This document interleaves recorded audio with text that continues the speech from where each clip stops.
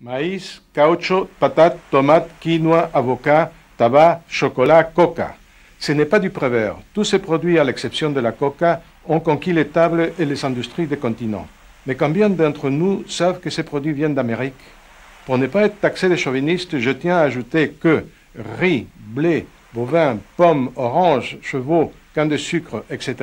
sont des produits étrangers au continent américain, mais qui s'y sont si bien intégrés qu'ils font partie de notre culture.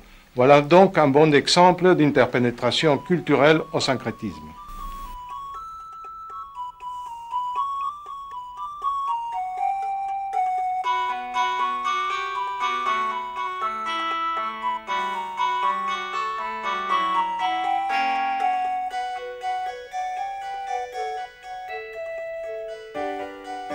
Évoquons un arbuste qui pousse dans la région andine d'Amérique du Sud, dont les feuilles étaient utilisées par le peuple précolombien pour des rites religieux. Depuis la colonisation et jusqu'à aujourd'hui, les indigènes la mâchent pour résister à la faim et à la fatigue. Je vais parler du cocaïer. Au XIXe siècle, on a extrait de la feuille de coca un alcaloïde, la cocaïne, utilisé comme analgésique et par la suite aussi comme drogue. On l'utilisait aussi pour la fabrication de vins toniques et dans la composition originale de Coca-Cola. Quiconque a visité le Pérou a pu constater que jusqu'à dans les plus minables boui-boui de la côte, de la montagne ou de la jungle, on affiche l'enseigne de cette célèbre boisson. La colonisation culturelle commence au palais et finit dans la langue. OK? De tout temps, les rivières, les mers et les océans ont été des voies de conquête et d'échange. En 1492 débutent pour voie maritime les plus extraordinaires migrations à partir des continents connus alors, vers le Nouveau Monde. Les Espagnols arrivent, amenant avec eux des aventuriers, des commerçants et des esclaves.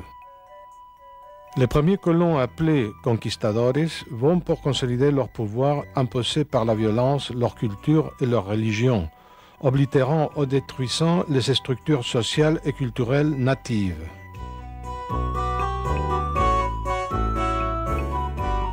Heureusement, tout n'est pas hécatombe et génocide. Les bananes et les pommes débarquent et rencontrent les chirimoyas. La laitue fréquente la yucca et les grenadilles. Quand j'utilise dans mes tableaux les oranges, les pommes de sésame et leur rajoute des tomates, piments, pommes de terre, maïs, avocat, tous des produits gastronomiques banals aujourd'hui, je propose une certaine vision du syncrétisme. Comme l'écrit mon ami le poète Rodolfo Inostroza, les deux plus importants chroniqueurs du Pérou, Garcilaso Inca de la Vega et Felipe Guamán Poma de Ayala, sont aussi les deux pôles d'identité culturelle de ces pays, forgés dans la difficulté de la conquête espagnole il y a moins de 5 siècles.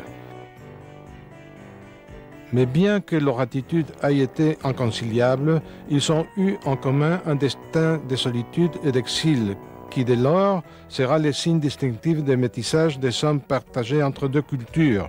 La native, insuffisante pour comprendre un monde qui a grandi d'un coup démesurément, et l'européenne, incompréhensible pour qui est né sur le continent américain. César Vallejo, que j'ai peint en photo sur la table à côté de Garcilaso, est métis comme lui. Et il est un des plus grands poètes que la littérature américaine a donné à la langue espagnole. Mes amis et modèles de prédilection Julio Ramón Ribeiro et Alfredo Bryce Echenique sont des écrivains péruviens qui ont apporté à la langue espagnole modernité et invention. Julio Ramón a reçu en 1994 le prix Juan Rulfo, une des plus hautes distinctions pour les écrivains de langue espagnole, pour l'ensemble de son œuvre.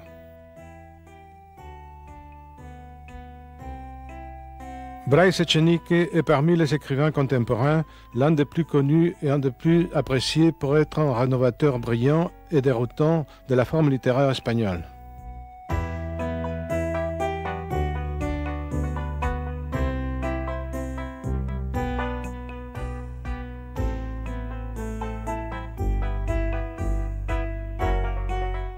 Au XVIIe siècle, une nouvelle forme de société est en train de se former en Europe.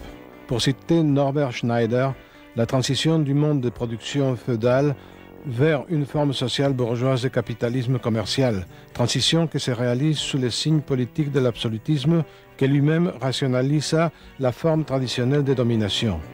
Quand Rembrandt peint la leçon d'anatomie du professeur Tulpe, il a comme modèle pour les cadavres un dénommé Adrien Adriens, un pauvre misérable qui avait été torturé et exécuté pour avoir volé un manteau.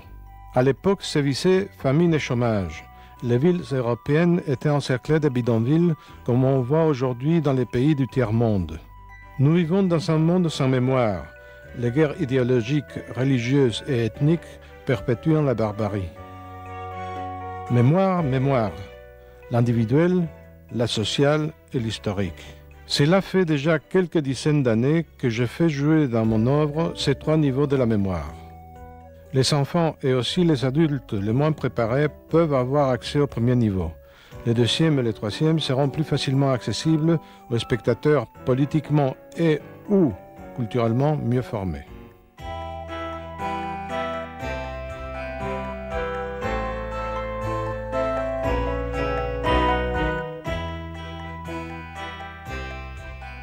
Pour faciliter la compréhension de mon travail, j'ai dû en ajuster la forme et aussi perfectionner la technique très libre que j'avais utilisée auparavant, pour réussir à mettre ensemble dans un même espace pictural des formes les plus orthodoxes jusqu'à des formes les plus contemporaines. En disant cela, je parle de la réalisation plastique.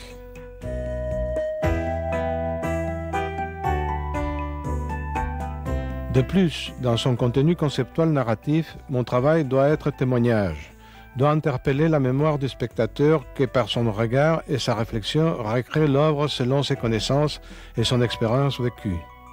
Histoire, histoire.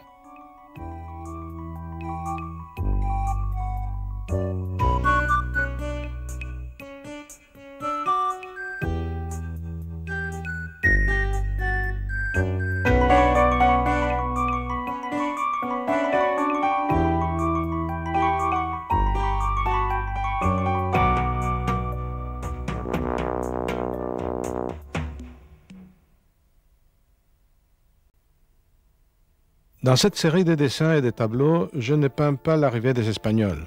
Cela ne m'intéresse pas. Ce qui motive mon travail, ce sont les conséquences qui a entraîné à partir de 1492 la rencontre multiculturelle qui s'est produite sur le continent américain de façon violente et en laps de temps très court. Cette rencontre a eu pour conséquence métissage et syncrétisme, qui caractérisent notre identité américaine. Mon intérêt à cet égard se porte surtout sur la région andine et plus particulièrement sur le Pérou. Dans cette démarche, je n'agis pas comme un observateur extérieur, non. Dans ma famille maternelle, tout autant que dans ma famille paternelle, se croisent des races, des cultures, des religions, des continents américains, européens, africains et asiatiques. Et ma famille n'est pas un cas unique. Une telle diversité de métissage est fréquente dans la population péruvienne.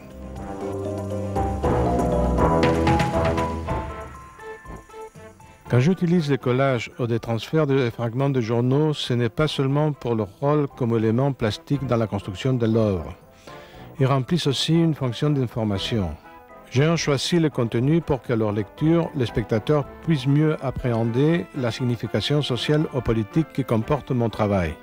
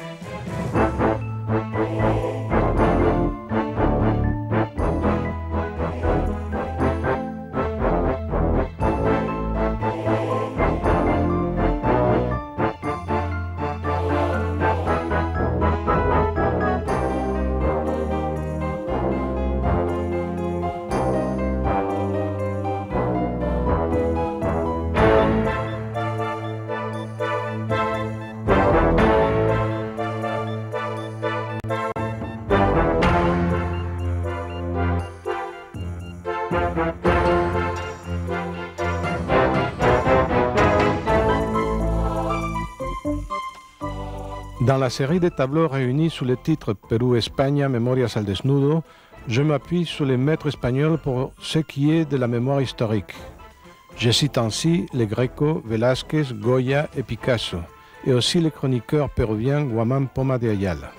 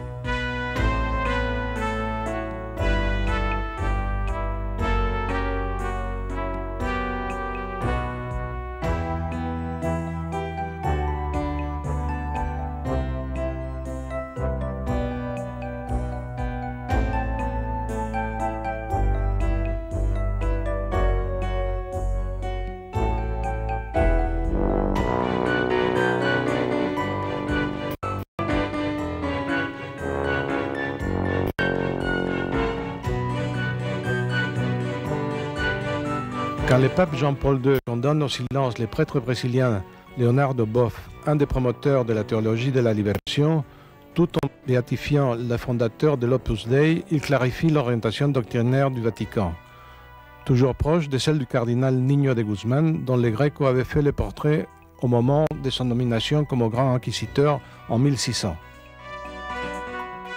L'Inquisition, les conversions, confessions, absolutions, images pieuses ont consolidé le pouvoir et la richesse de l'Église en Amérique latine.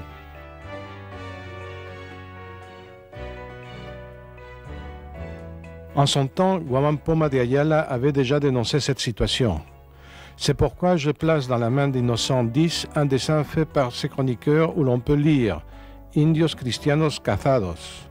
Casados avec S veut dire mariés, avec Z, chassés.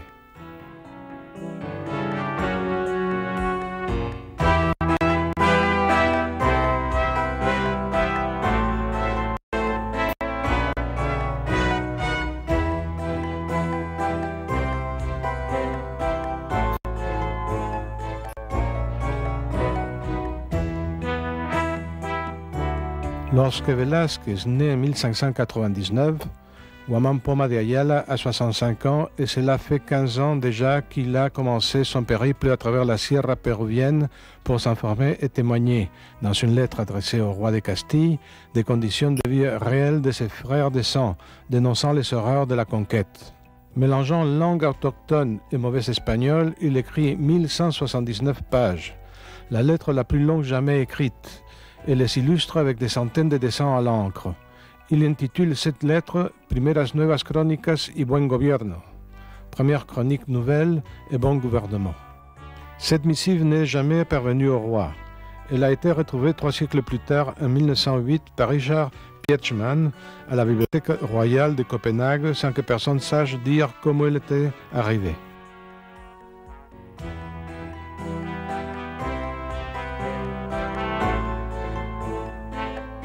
Quand Goya réalise Los caprichos y los desastres de la guerra, cela fait presque 200 ans que Guamán Poma de Ayala est mort. Quand Picasso peint Guernica, il y a plus de 120 ans que Goya a gravé les désastres. Comme je l'ai dit déjà, nous vivons des siècles sans mémoire. Dans les dessins Traga, Corre, Sopla, Muere, je m'appuie sur ces maîtres pour illustrer des situations de barbarie qui perdurent, et pas seulement en Amérique du Sud.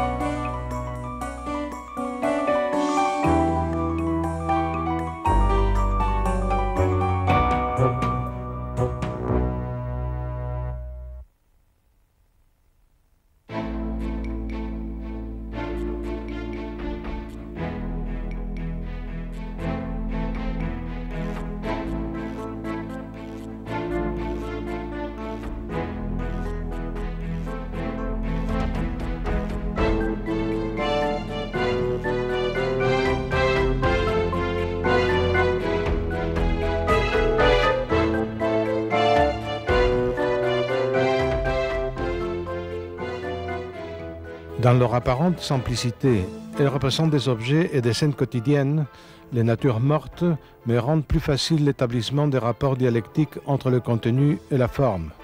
Par exemple, confronter dans un même tableau la lumière naturelle reflétée dans les moulures en relief et la lumière représentée peinte dans les parties les plus figuratives du tableau, sans rupture, créant ainsi un espace illusionniste plus efficace.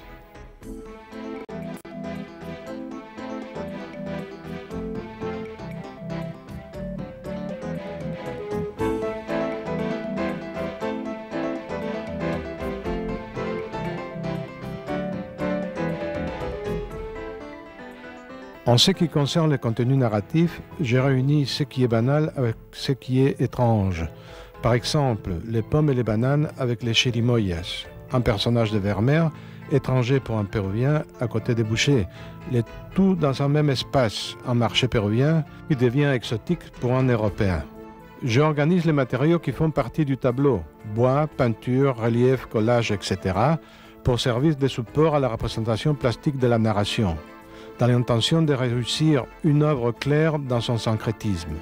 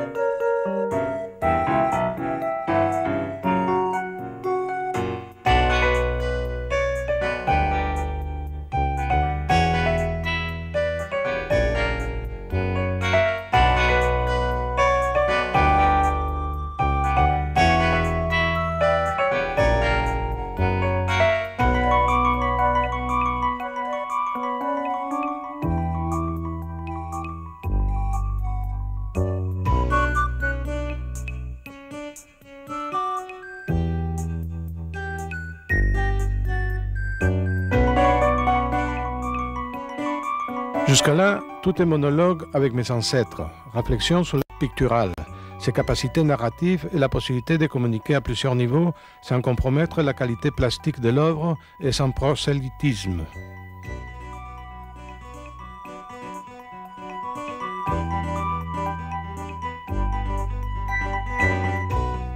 En 1976, je décide d'entamer un dialogue avec mes contemporains, artistes, plasticiens et écrivains.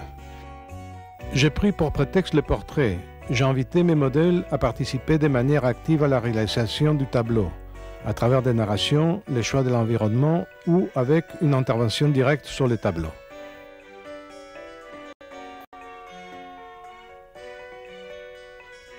Par exemple, Fromager a peint directement sur son portrait les coups de pinceau qui tombent en pluie sur son journal.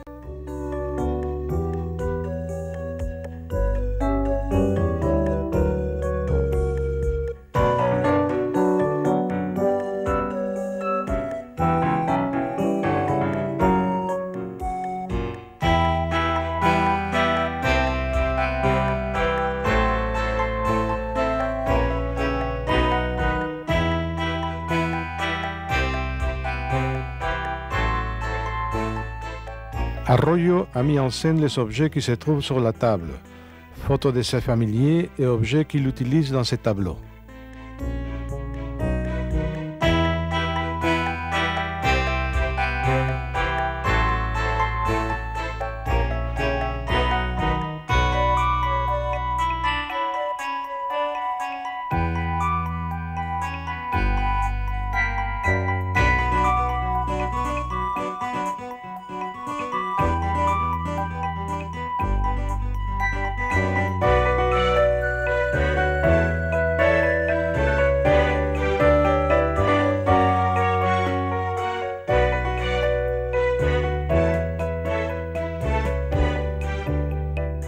Veliko a exécuté directement sur le tableau la partie graphique sur les fonds que j'avais travaillé à sa manière.